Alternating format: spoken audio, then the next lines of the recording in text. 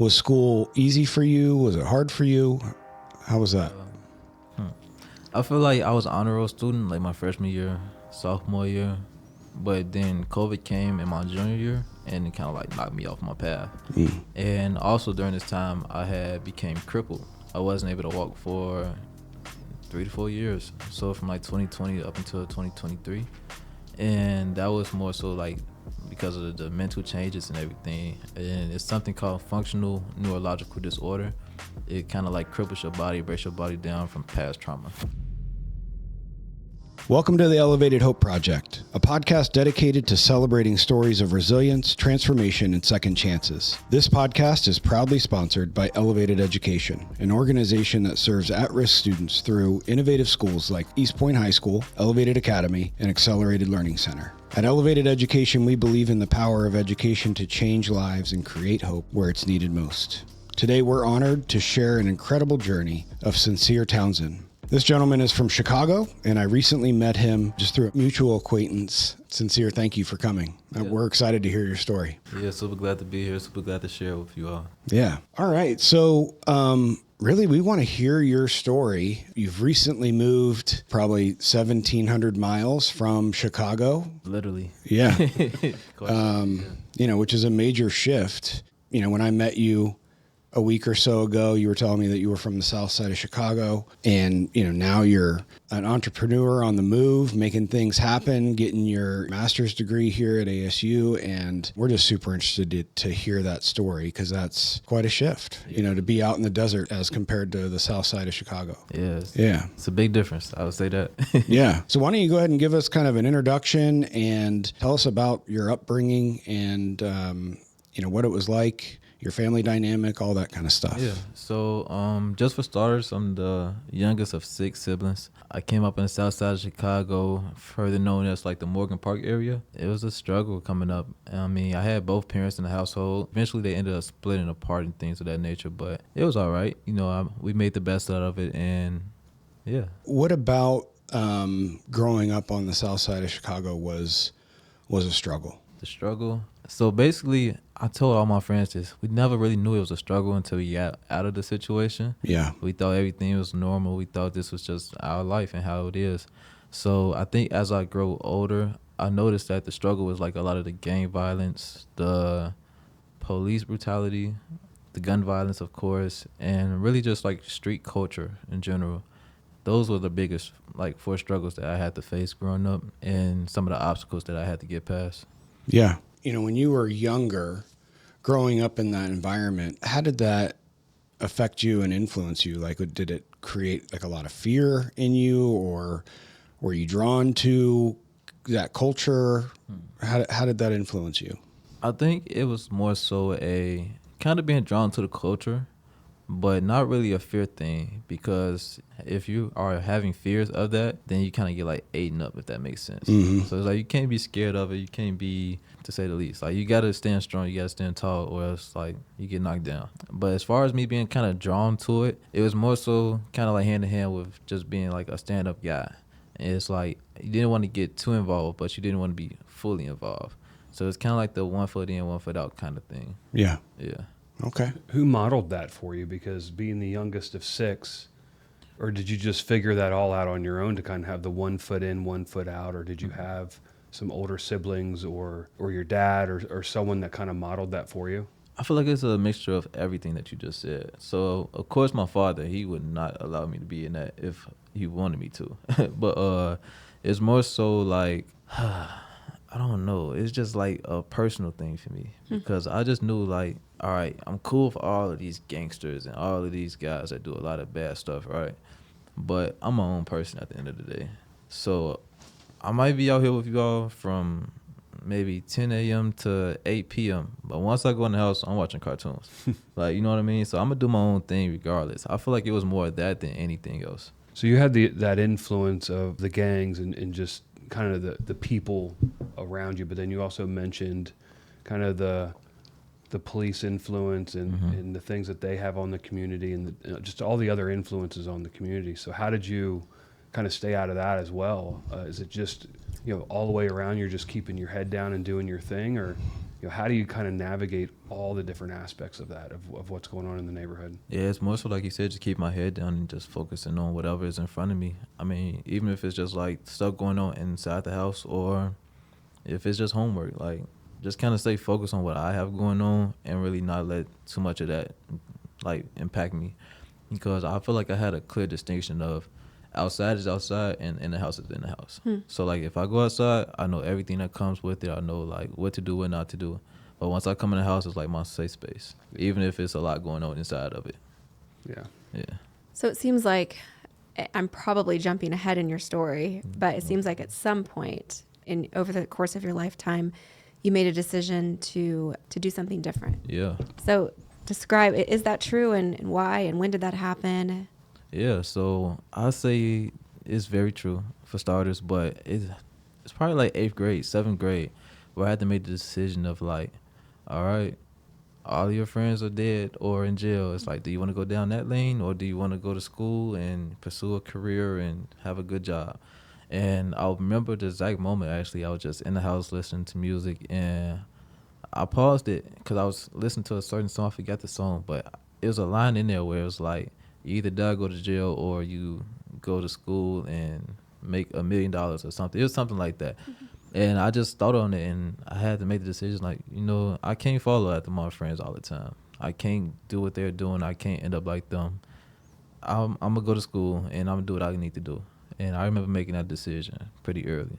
Wow, that's huge. 7th or 8th grade, that's fairly young to like dig your heels in and say, I'm going to do something different here. Yeah, but I think by like 8th grade, just specifically where I came from, you're a young adult at that time. And, as I grow out of that, of course not. But in that environment, you're pretty much of an age to be susceptible to get adult time in jail, or to get into certain stuff inside the streets. And I just didn't want to be a part of that all the way. I wanted to just do something different and make a real change. And that's ultimately what I did.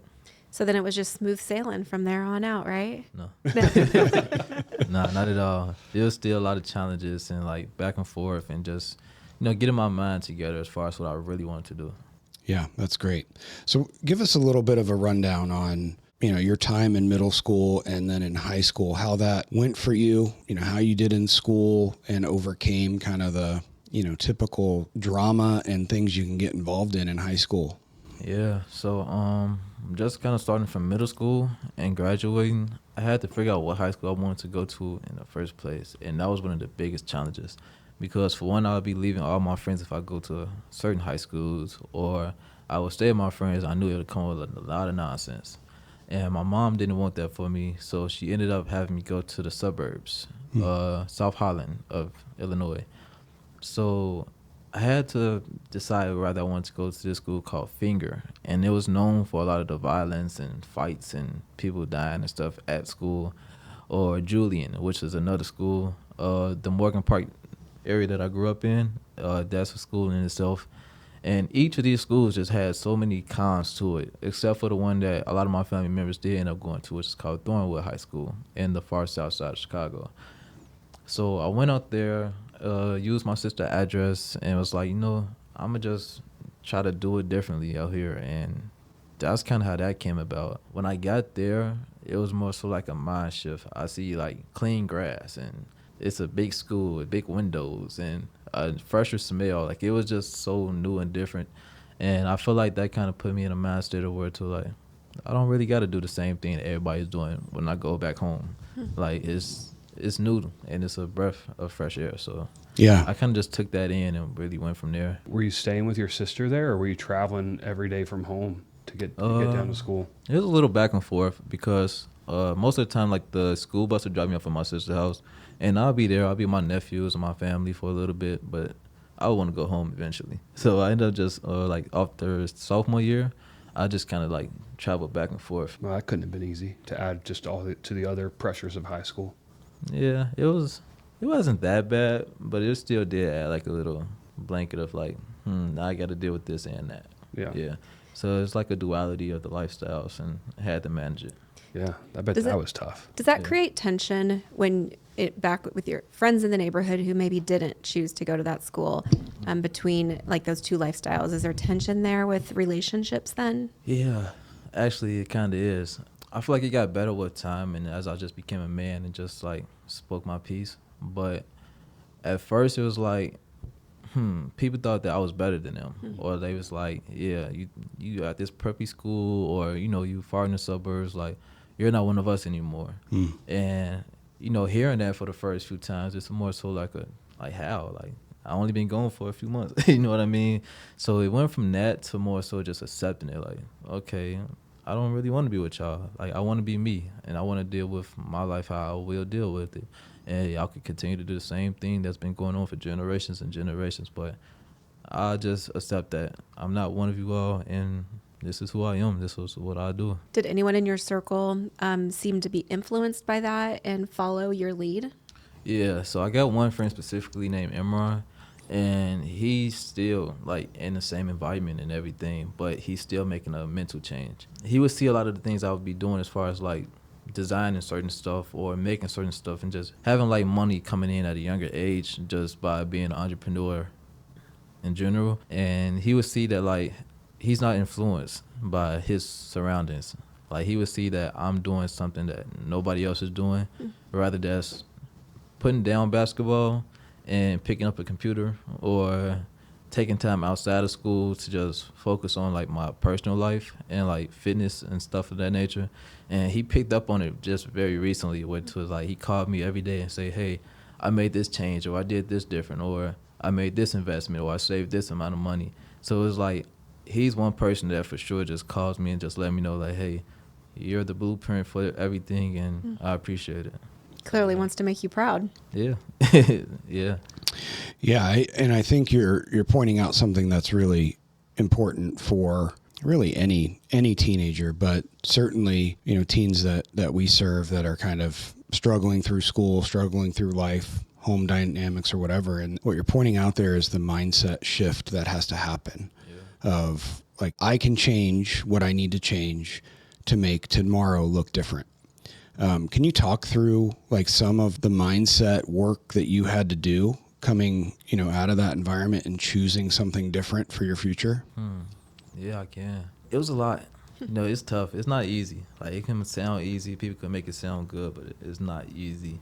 So I feel like kind of like during my freshman and sophomore years of high school, I was just battling between like, how do I keep this recognition with my peers that are in these environments, but how do I also just build on myself?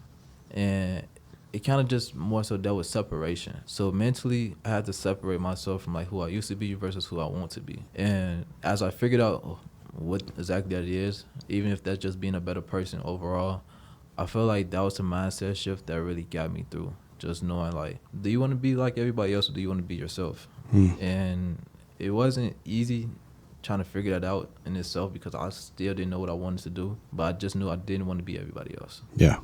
It's great. Yeah. All right, so you got through high school. Was school easy for you? Was it hard for you? How was that?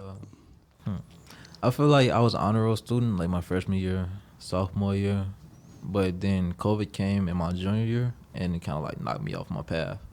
And also during this time I had became crippled.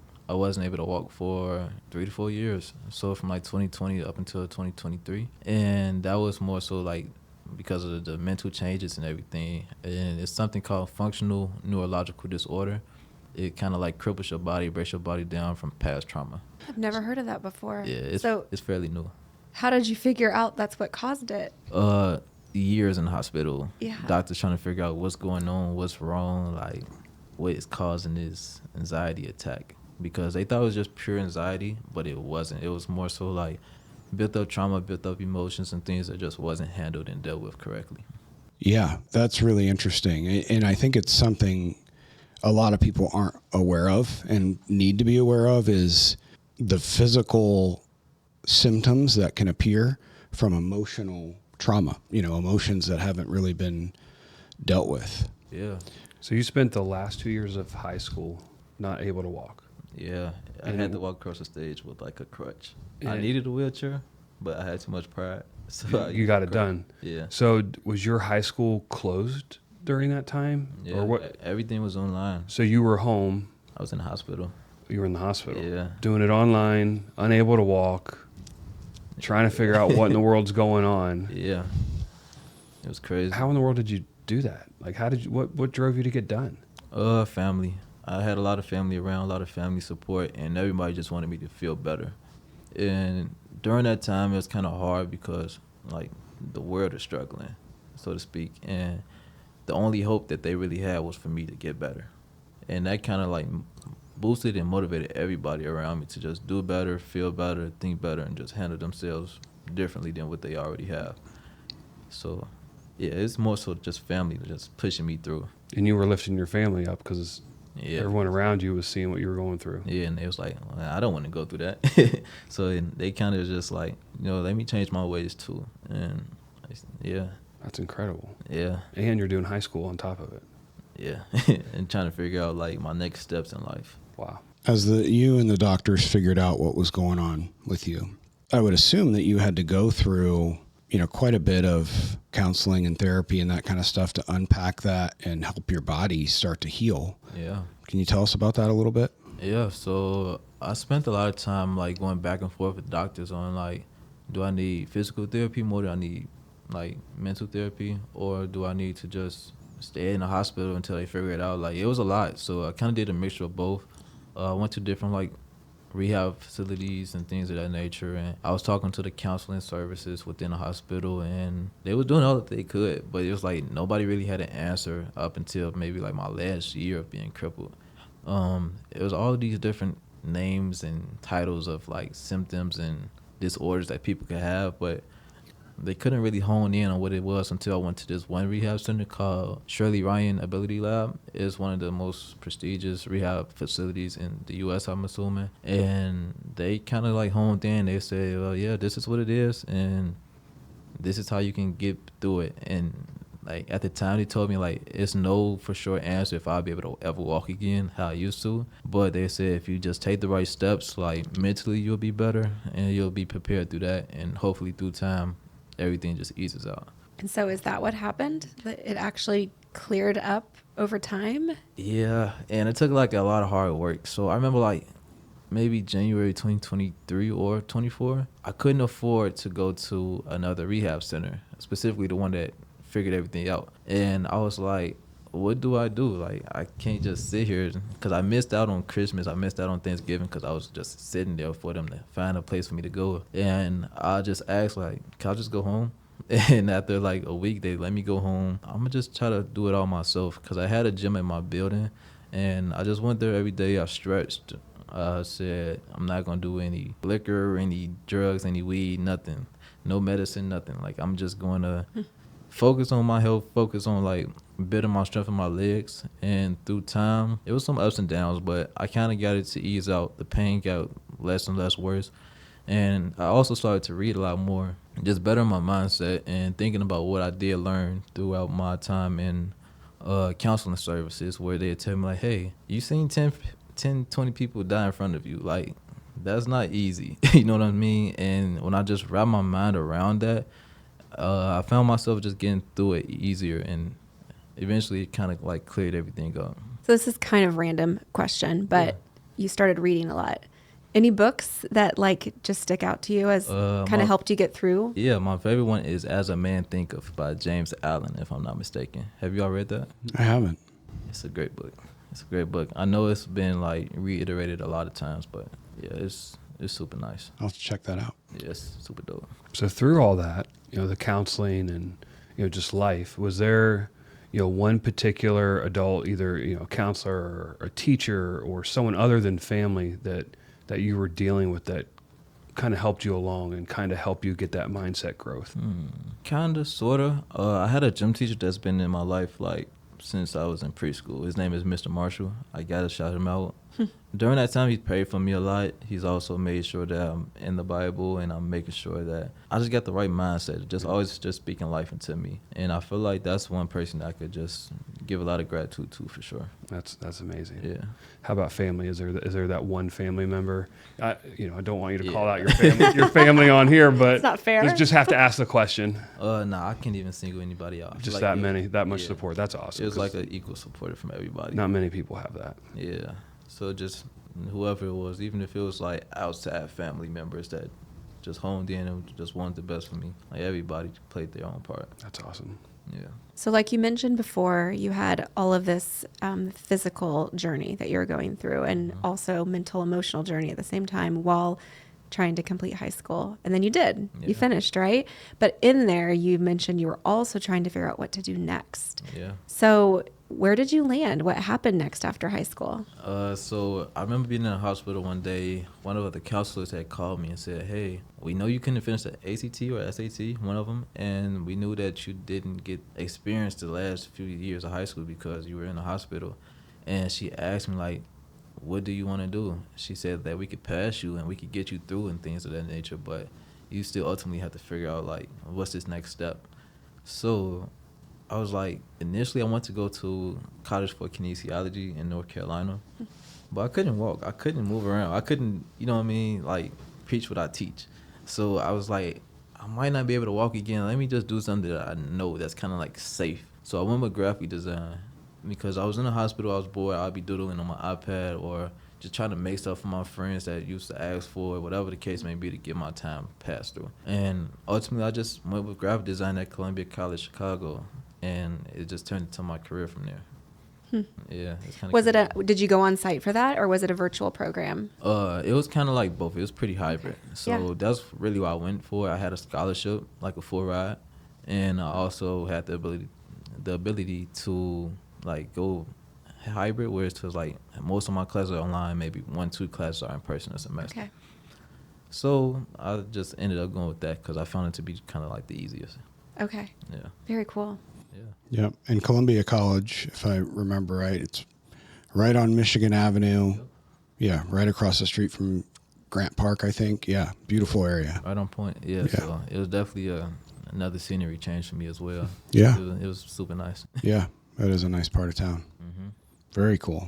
And as your graphic design skills increased, as I understand it, you started your own design company. Yeah. And got picked up by some different brands along the way. Yeah. Tell us about that journey. Yeah, so I always tell people it always started with music. So a lot of my friends would be trying to be like rap artists or singers or songwriters or producers, and they would always need me for a party flyer, a music cover or artwork some way, somehow. And I landed my first gig at maybe 17, 18 for an artist, and the label just reached out and said, hey, we've seen this artwork. Can we have the rights to it? We'll pay you out. And I just kind of went from there and just built the relationship with some of the record label people and just really kept going. I never really tried to stop. And yeah, that's really how that came about. Yeah. Yeah. So you still do work for record labels today, right? Yeah. Yeah. Did any of those artists you were doing side work for when you first got started, did anybody make it? I feel like in a record label, it's hard. Yeah. I mean, it's like you could say people make it, but if it's not the top of the top, Yeah. it don't really count. Yeah. So a lot of people did great things. A lot of people had a lot of success in my world. So I would say yes, but at the same time, maybe technically no. Yeah. Yeah. Gotcha. Yeah, makes sense. Yeah. That's a tough business. It's crazy. If you're not Chris Brown or Michael Jackson, it's like. Yeah. And with social media, it's just so saturated. There's so much it's talent out super there. saturated, and it's like it's hard to find your way throughout the business for sure. Yeah. Well, you found a way through graphic design. Yeah, because I always knew like I wanted to be like behind the production scene or like in movies. Like I had extra roles in shows like The Chi and things like that, and I always wanted to be a part of that life, but I didn't really want to be like the center of focus. So I feel like graphic design was the perfect place for me to be like, hey, I did that. It's on billboards. It's here, here, here. And I didn't have to like make the song or, you know, have this sense of like needing to make another hit or anything. Like Right. I could just make it. It does what it does and go on to the next one. Yeah. Yeah. That's awesome. Okay. So it kind of all started with the music industry, and where has it gone from there? Yeah, so currently I'm working with Dickies right now to get some merchandise out for the nonprofit that I work for as a designer. I've worked with Zoomies to help their More Than Rolling. It's more so like a festival, if so to speak. It's like a festival that Zoomies has around the world, and specifically in the States. I think they're in Seattle right now. And I created a lot of the design and the stickers and stuff like that for them to go out and share. Dickies, Zoomies, Alamo Records. I've done things for the NBA, the WNBA, and that kind of just went from like Instagram. I was on Instagram one day just posting a lot of Bulls flyers and things like that, and they reached out and said, hey, can we use it? They used it, and it just kind of like kept building from there. It's like a lot of opportunities presented themselves, and I accepted it and just just kept going. Yeah. That strategy, did you learn that somewhere, or is that just something that came from within you? Kind of like the culture around me, like the street culture. So in the street culture, a lot of people would be scamming and stuff like that. And I would be around people, they are sending thousands and thousands and thousands of texts to people every day. And I'm like, why are you trying so hard? I'm like, you can just do that for your own business. So when I seen them doing that, I'm like, you know what, I'm cool. Let me just do the same and apply it to my business. So I just would post something and I just send it to everybody I know and everybody that I could possibly get it in their hands and like get it to who I needed to get to. And that's really where that strategy came from. Yeah, so interesting. You took a strategy that could be used for good or evil, and you used it for good. Yeah. That's all I really seen. I'm like, no, you putting too much energy in stuff that's not really going to get you nowhere far. And I'm like, let me take it and do the right thing. Yeah. I love that. Yeah. At this point in the story, you've gotten through college, you are on your way to building your business and your brand. And then at some point you decide, I'm going to head out to the desert and get a master's degree.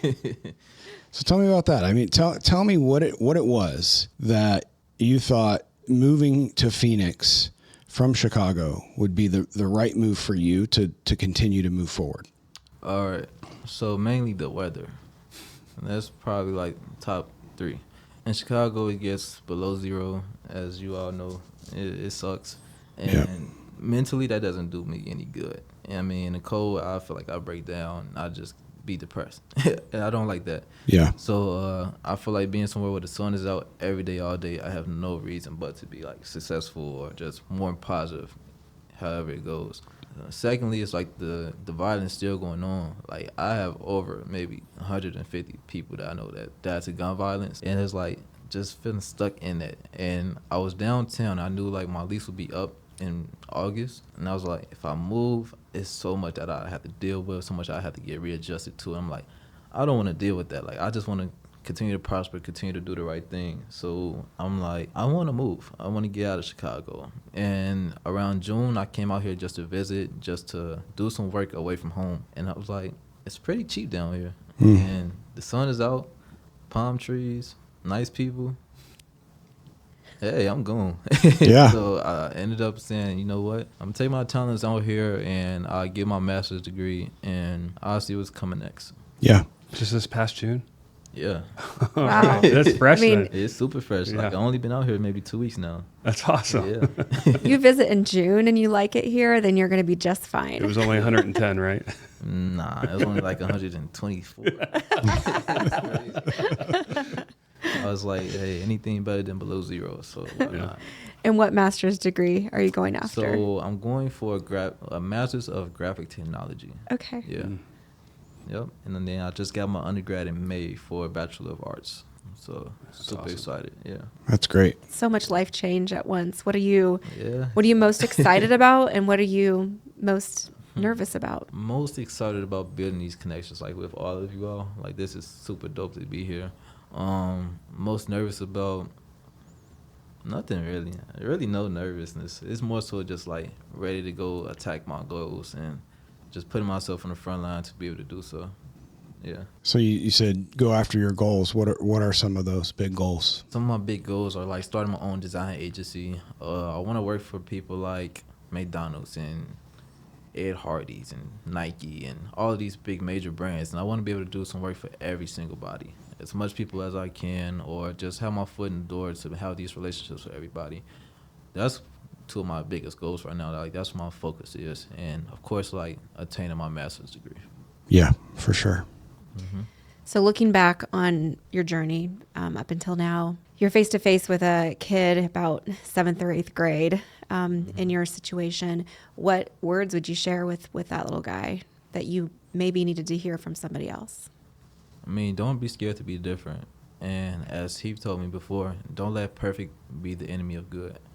So a lot of times I always feel like, oh, I got to be perfect to make it out, or I got to be the greatest at what I do to just get out of my scenery or my circumstances. But in reality, just be good at what you do and perfect it through time, and just understand that it does get better.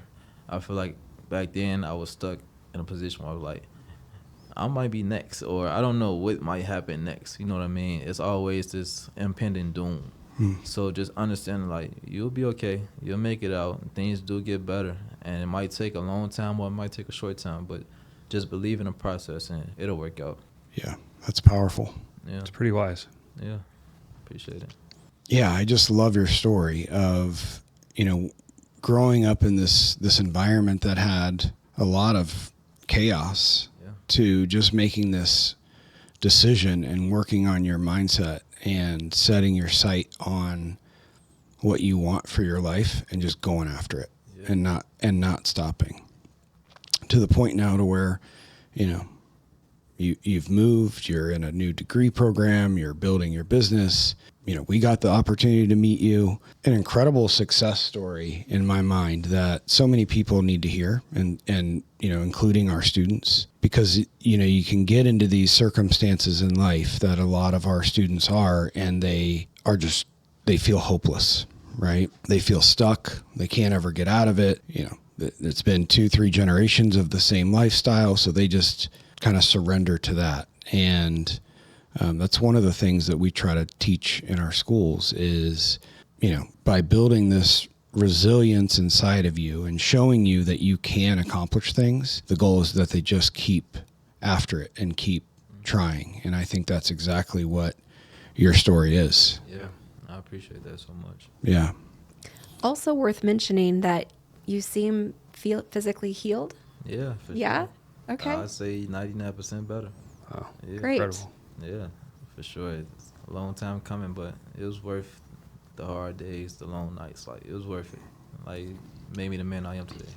Still doing all the things to take care of yourself? Yeah. Physically, mentally? It became like a hobby. It became like, you got to do it. Because I don't really want to go back down that lane. And I just want to mentally prepare myself, physically prepare myself for anything that comes my way. Yeah. That's awesome. Amazing. Well, we're honored to have met you. We're proud of where you're at, and definitely plan on staying in contact with you. We're just thankful that you set the time aside from your busy schedule to come talk to us and share your wisdom and your story with our audience. Yeah, anytime. And anything you all need from me personally, I'm always here. Always a call away.